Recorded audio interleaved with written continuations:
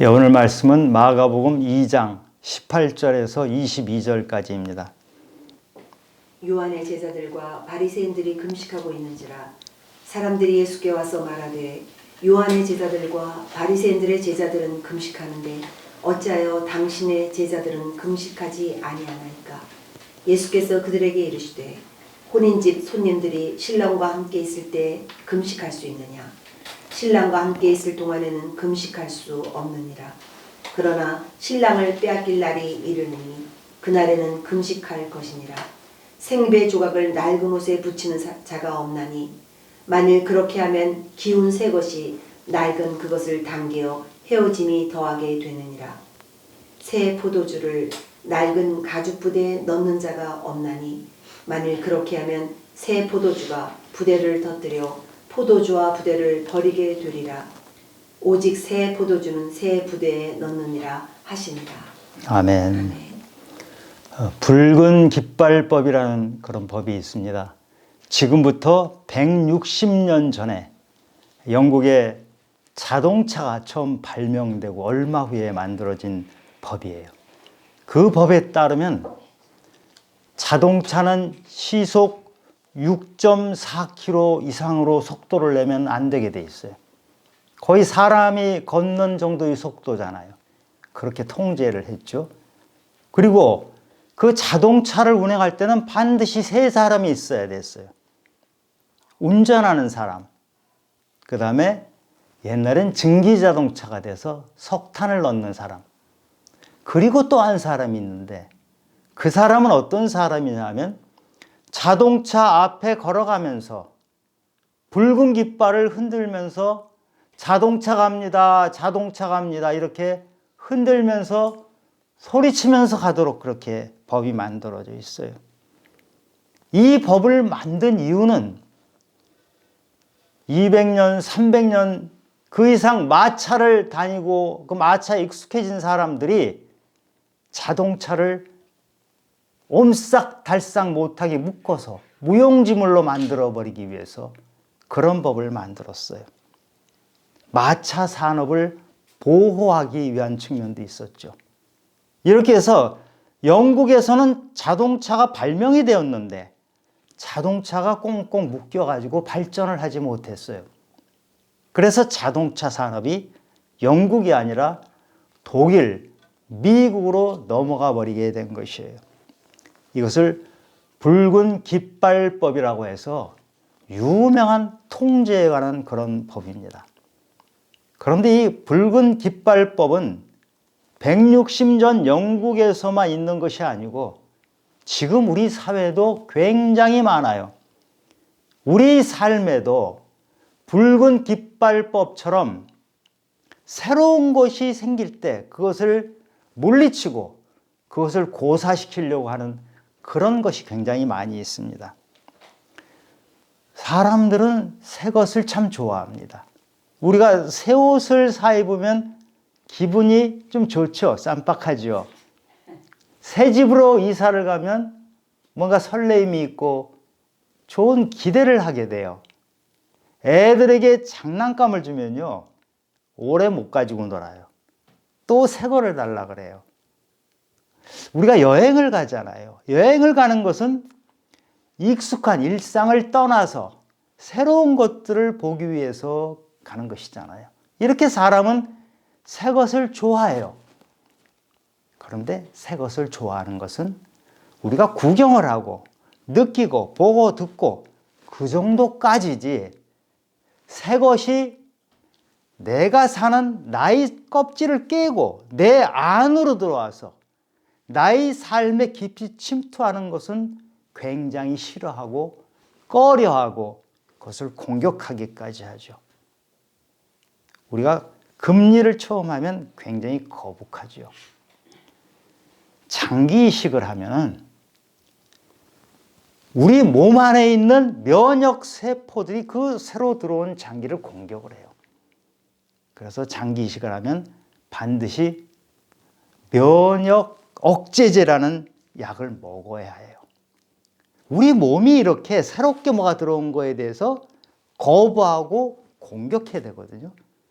근데 몸만이 아니고 우리 마음도 새로운 것에 대해서는 거부하고 공격하고 저항하는 그런 면이 있어요.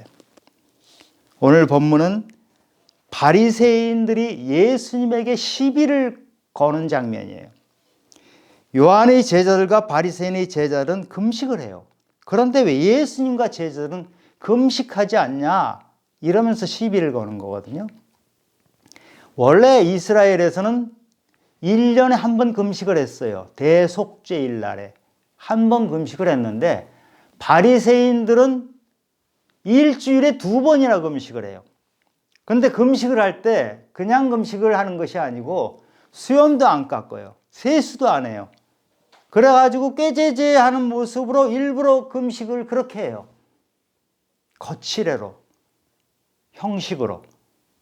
다른 사람들이 자기를 보도록 하는 그런 금식을 하고 있는 것이에요. 그리고 다른 사람들에게 너희들 왜 나처럼 금식하지 않느냐 이러고 시비를 거는 거예요. 예수님이 지금 바리새인들이 예수님에게 시비 거는 그것을 들으시고 신랑은 성경에서는 예수님 자신을 말해요. 신랑이 혼인집에 있을 때는 다들 금식하지 않는다. 잔치를 즐긴다. 그러나 신랑이 떠나고 나면 그때는 금식을 해야 된다. 이렇게 말씀하시고 나서 21절에 유명한 말씀을 하십니다. 생배 조각을 낡은 옷에 붙이는 자가 없나니 만일 그렇게 하면 기운 새 것이 낡은 그것을 당기어 헤어짐이 더하게 되느니라. 이 말을 이해하려면 이 생배 조각이라는 게 뭔지를 알아야 돼요. 제가 어렸을 때만 해도 옷을 새로 사면요, 그것을 빨잖아요. 그럼 옷이 확 줄었어요. 이 옷감이 좋지 않아 가지고 어렸을 때만 해도 그랬어요. 지금은 옷감이 좋아서 새 옷을 사서 빨더라도 줄질 않죠. 그런데 2000년 전 예수님 당시에는 옷감이 너무 안 좋기 때문에 새 옷을, 생배 조각을 새 것을 하면은 빨고 나면 확 줄어버려요. 그래서 옷감이 헐어서 그 일부분을 생배 조각을 대가지고 꼬맨 다음에 그것을 빨게 되면은 그 생배 조각이 쭈그러들기 때문에 옷감 전체를 쓸 수 없게 만들었던 것이죠. 지금 그 말씀을 하시는 거예요. 이어서 말씀하시기를 22절에 새 포도주를 낡은 가죽 부대에 넣는 자가 없나니 만일 그렇게 하면 새 포도주가 부대를 터뜨려 포도주와 부대를 버리게 되느니라. 오직 새 포도주는 새 부대에 넣느니라. 이 말씀은 포도주를 처음 담그면 포도주가 발효가 돼요. 근데 가스가 나오거든요. 그래서 그 새 포도주를 새 가죽 부대에다가 담으면은 새 가죽 부대는 유연하고 신축성이 있어요. 그래서 가스가 나올 때 약간 부풀어 오르면서 별 문제가 안 생겨요. 거기서 새 포도주가 잘 익게 되죠. 그런데 만약에 그 새 포도주, 가스가 나오는 새 포도주를 낡은 가죽 부대에 담으면 낡은 가죽 부대는 딱딱하게 굳어 있어요. 경직돼 있어요. 그래서 가스가 이렇게 늘어날 때 그것을 견디지 못하고 터져버려요. 그래서 예수님께서 새 포도주는 반드시 새 가죽 부대에 담아야 한다. 이 말씀을 하신 거예요. 지금 예수님은 금식 자체를 하지 말라고 말씀하신 게 아니에요. 예수님이 공생애 시작하실 때 금식을 하셨잖아요. 자그마치 40일 동안이나 금식을 하셨어요. 그러니까 예수님은 금식 자체를 하지 말라고 하시는 분이 아니세요. 마태복음 6장 18절에 보면 예수님께서 금식은 은밀한 중에 내 아버지께 보이려고 하는 것이다. 이렇게 말씀하세요. 금식은 내가 음식을 먹지 않음으로써 내 욕망을 절제한다 하는 것을 하나님께 보이는 것이에요. 은밀한 중에 보이는 것이에요. 그런데 바리새인들은 이것을 거칠애로 사람들에게 보이기 위해서 이렇게 하는 것이에요. 믿음 생활을 하면서도 우리가 금식만이 아니라 옛 것을 그대로 가지고 자기가 하던 습관 그대로 가지고 하면서 남을 비난하고 자기 것만 옳다고 이렇게 주장하는 경우들이 많이 있다는 것이에요. 우리가 물을 컵에 따라 마실 때는 컵이 더러우면 깨끗하게 씻어가지고 물을 따라 마시잖아요. 그건 컵이 우리 눈에 보이기 때문에 그걸 깨끗이 닦아서 거기다 물을 부어 마셔요. 그런데 우리 믿음은 눈에 잘 안 보이죠. 믿음을 우리 어떤 그릇에, 마음의 그릇에 넣을 때는 마음 그릇을 전혀 닦지 않고 깨끗이 하지 않고 그대로 믿음을 넣어요. 그럼 마음 그릇이 더러워지고 마음 그릇이 오염된 상태에서 우리 믿음이란 걸 넣으면은 믿음이 나중에는 믿음 자체도 죽어버려요. 그래서 새 포도주를 새 가죽 부대에 넣으라고 하시는 거예요. 우리가 내 마음밭에 내 그릇을 깨끗이 씻지 않은 상태에서 믿음을 넣어서 그것이 죽어버리면 나만 그것을 몰라요. 하나님은 네가 네 그릇을 씻지 않고 마음 그릇을 그대로 가지고 있고 네가 믿음이라고 가지고 있으니 믿음이 죽었구나. 하나님은 아시거든요. 사람들도 알아요. 저 사람이 진짜 그리스도인인지 가짜로 형식적으로 믿는 사람인지를 사람들은 알아요. 자기만 모르는 거예요. 새 포도주를 낡은 가죽 부대에 넣으면 어떻게 된다 그랬어요? 터져버린다 그랬어요. 더러운 내 그릇을 그대로 놔둔 채 말씀을 듣고 예배를 드리고 갈 경우에 그 믿음이란 것이 내 안에서 자라지 못하고 죽어버리는 거예요. 내 안에 예수님이 들어가지 못하고 예수님이 안 계시는 것이죠. 우리는 왜 이 옛사람, 낡은 가죽 부대를 버리지 못하고 그렇게 사는가요? 우리는 낡은 가죽 부대를 버려야 되는데 그걸 꼭 붙잡고 살고 있어요. 이 낡은 가죽 부대라는 것은 내가 오랫동안 가지고 있던 고정관념이에요. 자기 중심적인 사고, 나의 생각, 이것이 발전을 하면 내 생각, 내 태도, 내 말투, 내 습관, 내 성질 이런 것을 말해요. 그런데 우리는 이런 것에 오랫동안 익숙해지고 편해져서 그걸 그대로 가지고 있어요. 믿는다고 하면서도 그것을 그대로 가지고 있다는 거예요. 말할 때마다 욕을 섞어서 하는 사람 보셨어요? 그런 사람이 있어요. 좋은 일을 말할 때도 그분은 욕을 섞어서 말해요. 본인한테 왜 그렇게 욕을 많이 하냐 그러면은 자기는 익숙해져서 그렇다고 그래요. 그게 편하다고 그래요. 본인은 편하고 익숙한지 몰라도 말에다가 자기 욕을 자꾸 섞어서 하면 듣는 사람, 상대방은 상처를 받아요. 힘이 들어요. 근데 본인은 내가 익숙하고 내가 편한 것을 왜 그러냐 하면서 그대로 해요. 변할 생각을 안 하는 것이죠. 우리가 자기가 가지고 있는 이 낡은 가죽 부대를 버린다는 것이 사실은 쉽지 않아요. 왜냐하면 많은 사람들은 다들 낡은 가죽 부대를 가지고 그대로 살거든요. 이게 많은 사람들이 하는 것이에요. 그러니까 우리가 예수를 믿는다고 하면서도 그 낡은 가죽 부대를 그대로 가지고 있는 것이죠. 예수님이 우리에게 좁은 문으로 들어가라고 하셨거든요. 좁은 문으로 가는 길은 길이 협착해서 가는 사람이 적다 그랬어요. 좁은 문으로 가는 그 길이 협착하다는 것은 길이 좁고 험하다는 거예요. 그런데 우리 예수 믿는 사람은 그 길을 향해서 가라. 그곳에 생명이 있다. 그렇게 말씀하셔요.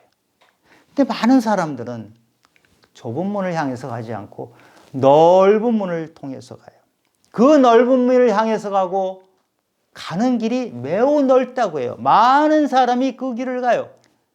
근데 그 길을 가면은 그 길의 끝은 멸망으로 가는 길이에요.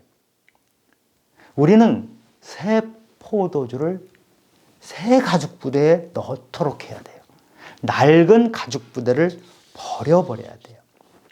우리가 어떤 생각을 하거나 어떤 주장을 하는 것을 가만히 지켜보면 세 가지로 구분이 돼요. 하나는 진리에 관한 것이에요. 가령 사람을 죽이면 안 된다. 사랑을 해야 된다. 이 하나님 말씀은 진리예요. 그 진리는 우리 문화나 습관이나 전통이나 이런 거하고 전혀 관계없어요. 생명에 관한 것이에요. 그 다음에 이 것이 확신에 관한 것이에요. 우리가 예수를 믿는데 감리교냐 장로교냐 이런 교파를 따지는 것, 이것은 확신에 관한 것이에요. 세상을 살아가면서 정치체제를 의원내각제를 하느냐 대통령제를 하느냐 이런 것도 확신에 관한 것이에요. 이게 어느 것이 바뀐다 그래서 목숨이 왔다 갔다 할 정도로 중요한 것은 아니에요. 그것에 목매달라 할 정도의 것이 아니라는 것이에요. 세 번째는 어떤 선호에 관한 것이에요. 어떤 옷을 입을 것이냐. 커피를 마실래? 차를 마실래? 이건 선호, 취미에 관한 것이에요. 어떤 것을 하건 아무런 상관이 없어요. 우리는 진리에 관한 것은 확실히 붙잡아야 돼요. 그러나 이런 어떤 확신에 관한 것, 선호에 관한 것은 그것을 붙잡기 위해서 목숨을 걸 필요가 없어요. 우리 구한 말에, 조선시대 말에 단발령이라는 것이 있었어요. 그때까지 사람들은 상투머리를 쓰고 있었거든요. 남자들이 다 상투를 해서 머리를 자르지 않고 그대로 이게 상투를 감아 올리고 하니까 위생적으로도 더럽기도 하고 불편해요. 그래서 개화기가 되면서 서양식으로 다 머리를 자르자. 이래서 고종황제부터 머리를 자릅니다. 머리를 짧게 자르고 국민들에게 다 우리 머리를 짧게 자르자 하는데 그때 사람들이 어떻게 반응했느냐. 내 목은 자를지언정 머리카락은 못 자르겠다. 이래가지고 거의 반란 수준의 데모를 해요. 신체 발부 수지 부모다. 나의 신체 머리카락까지 부모님이 주신 것을 어떻게 한 올이라도 자를 수 있느냐. 그래가지고 그렇게 데모를 크게 했어요.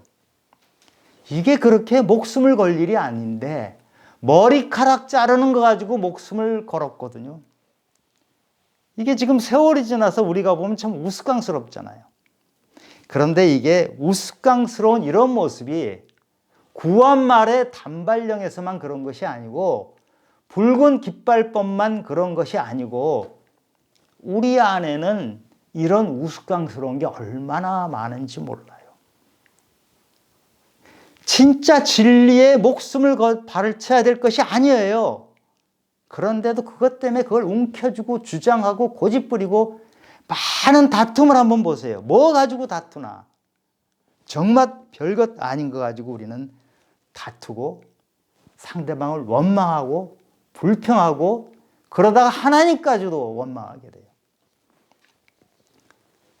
진리가 무엇입니까? 진리는 내 머리로 이해되는 것이 아니에요. 진리는 그냥 존재하는 것이에요. 진리는 그냥 존재하는 것이기 때문에 나의 지식이나 경험을 초월해서 그 위에, 그 너머에 있는 것이에요. 진리는 그래서 믿음의 영역이에요. 진리는 믿는 것이지 내가 이해해서 내가 규명하고 증명해서 진리인가 아닌가 따져서 하는 것이 아니고 진리는 그냥 믿는 것이에요. 근데 처음에 믿는 것이 쉽질 않아요. 왜 그래요? 믿음을 가지려면 우리는 하나님 앞에 내가 무릎 꿇고 하나님께 꼬꾸라지는 경험을 해야 돼요. 내가 아니고 하나님이 중심이 돼서 내가 나 자신을 하나님께 굴복시켜야 돼요. 그런데 인간은 참 모진 게 인간이거든요. 인간은 참 다들 고집이 세요. 뻣뻣해요.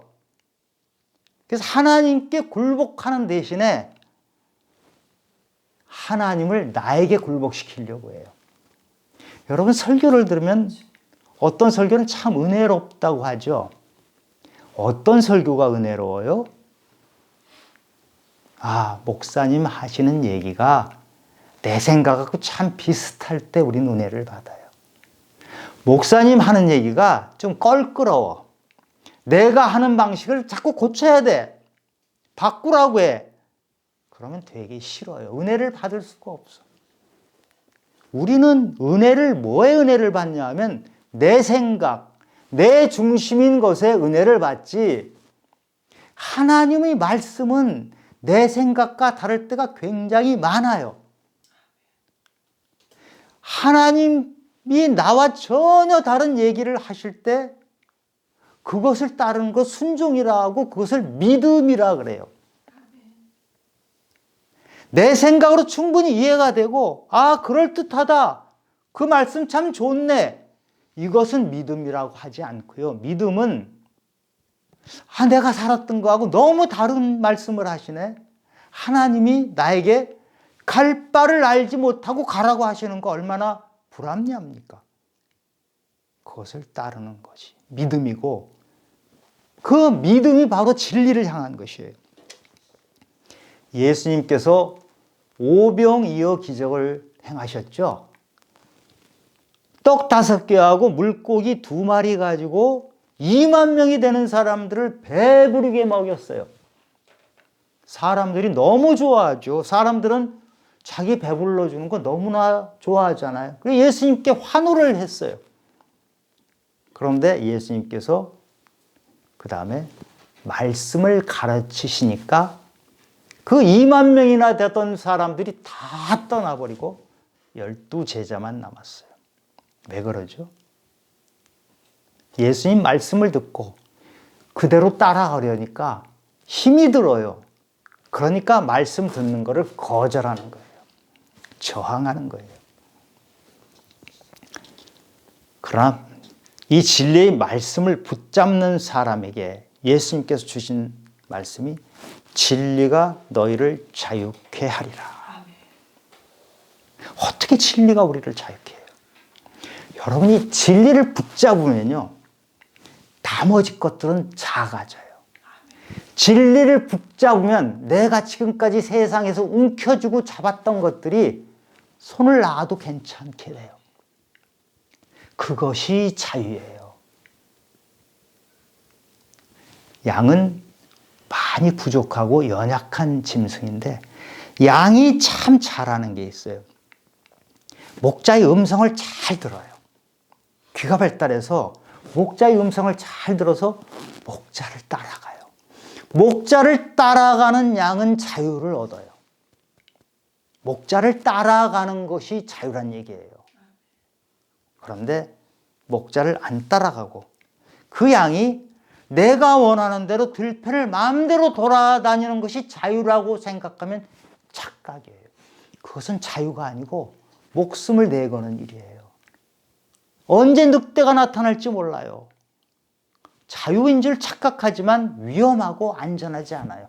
그러나 목자를, 선한 목자를 따라가면 그 양은 목자와 함께 가면서 모든 자유를 누릴 수가 있어요. 그래서 진리가 너희를 자유케 할 거다. 이렇게 예수님께서 말씀하신 것이에요. 우리가 나이를 들잖아요. 여기 이제 나이 드신 분들이 있잖아요. 나이를 들면은 사람은 2가지 길로 갈라져요.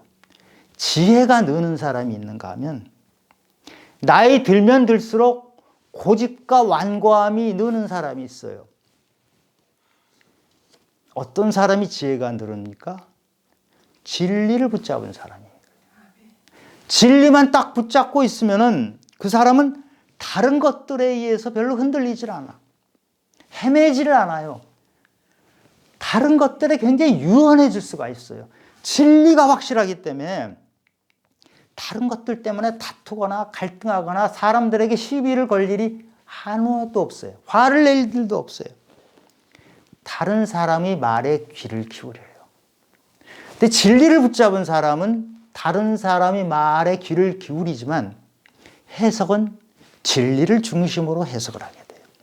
그것이 진짜 예수 믿는 사람의 모습이에요. 거기서 나오는 게 지혜예요.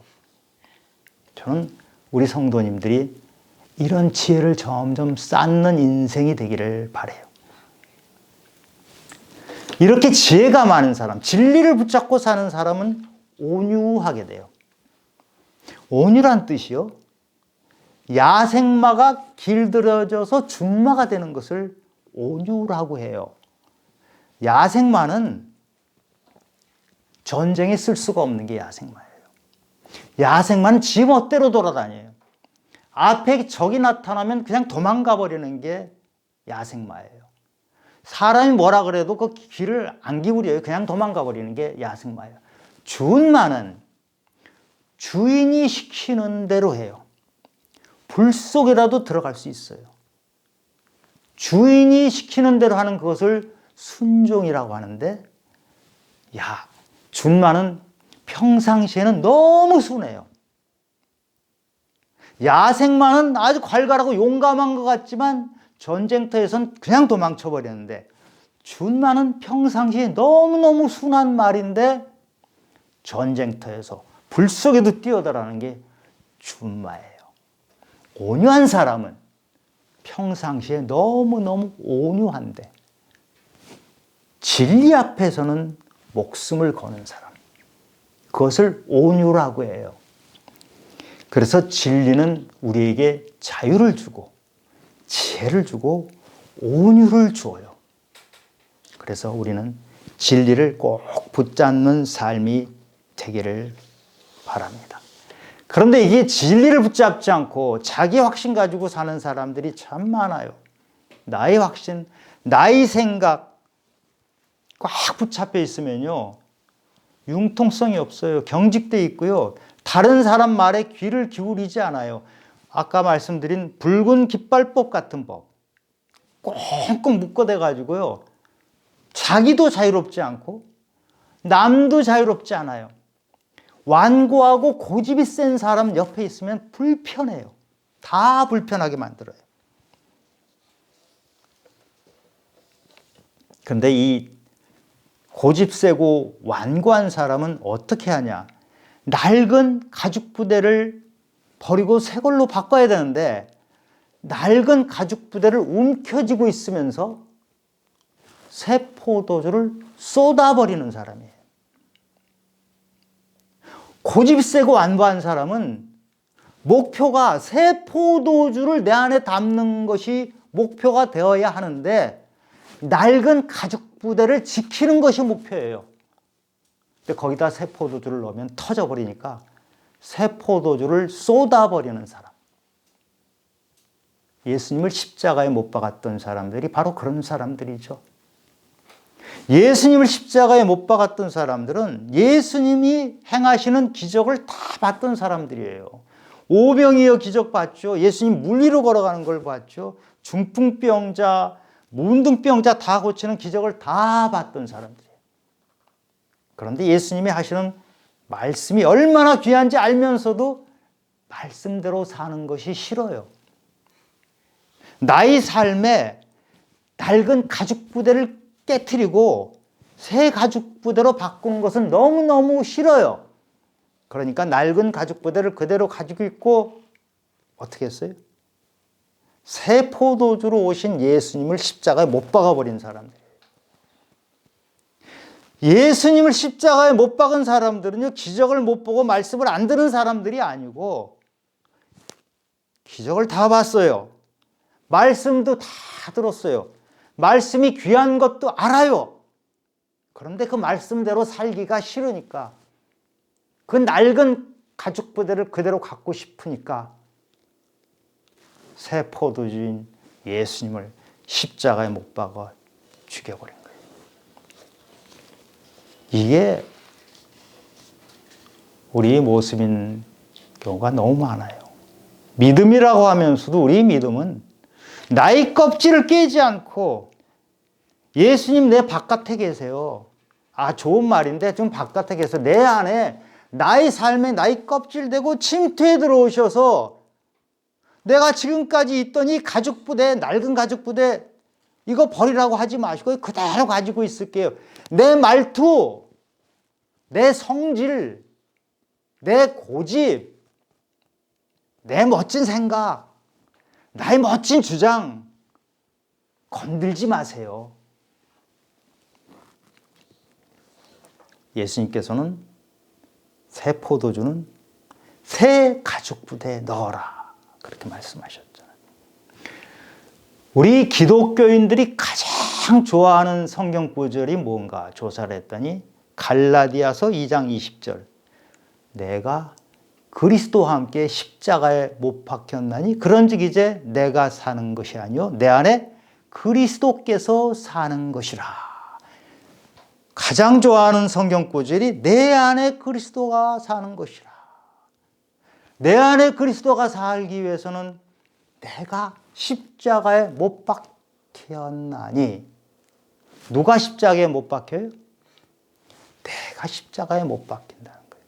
내가 십자가에 못 박힌다는 나는 무엇입니까? 내 고집, 내 생각, 내가 지금까지 가지고 있던 것들, 30년, 60년 내가 버티고 있던 것들, 내가 꽉 쥐고 있던 것들, 그게 바로 나예요. 그 나를 십자가에 못 박아야 그리스도가 내 안에 들어오는데 우리는 그것을 거절하잖아요. 물론 성경 말씀대로 사는 것은 쉽지 않아요. 그러나 성경 말씀대로 살기 위해서 노력을 하고 애를 쓰면 지금 당장은 안 되지만 점점 바뀌어가면서 새 가죽부대로 내가 바뀌어가는 거예요. 그럼 내 안에 예수님께서 새 포도주가 들어와서 익어가는 거예요. 내 안에서 예수가 익어가면 내가 숙성이 돼요. 숙성이 되고 내 안에서 자라서 열매가 맺는 거예요. 그것이 그리스도인의 열매예요. 그것이 다른 사람들에게는 그리스도의 향기로 전해져요.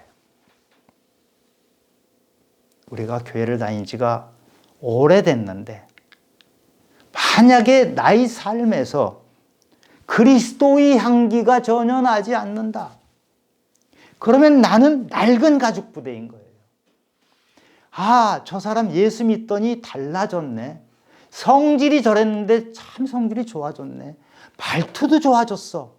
저 사람 태도가 참 온유해졌어. 맨날 화내던 사람이 이제 화를 안 내. 남들을 도와주려고 해. 많이 바뀌었어. 그것이 그리스도인의 향기입니다.